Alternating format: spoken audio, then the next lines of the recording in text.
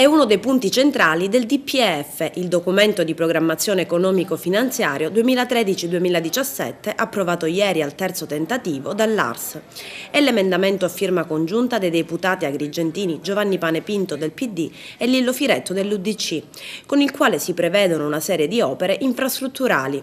Tra queste l'avvio dei lavori della Palermo-Agrigento, il completamento da Agrigento a Misilmeri, nonché la progettazione dell'asse viario Gela-Sciacca e la dorsale montana che collega la statale 118 alla 115, la cosiddetta Mare Monti, e ancora il completamento dello scalo marittimo di Porto Empedocle relativamente al banchinamento crocieristico.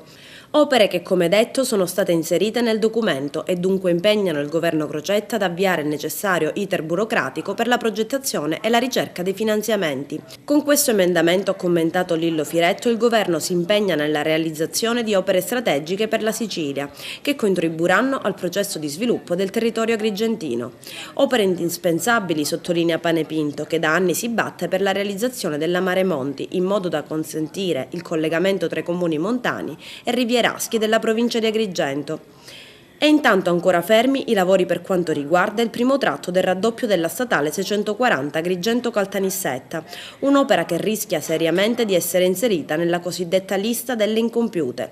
E di qualche giorno fa il grido d'allarme lanciato dal presidente provinciale di Agrigento dell'Associazione Nazionale Costruttori Giuseppe Suterasardo, che in una lettera all'ANAS aveva sollecitato chiarimenti sul futuro dell'appalto dell'Agrigento-Caltanissetta, la più importante opera stradale in corso in Sicilia. Le imprese subappaltatrici attendono ancora pagamenti per oltre 40 milioni di euro, nonostante l'ANAS abbia erogato all'appaltatore le somme richieste per gli stati di avanzamento.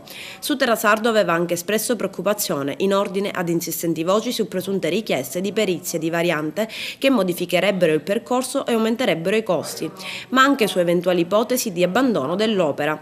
Nell'uno o nell'altro caso, aveva concluso il rappresentante dell'ANCE, le conseguenze sarebbero gravissime e disastrose.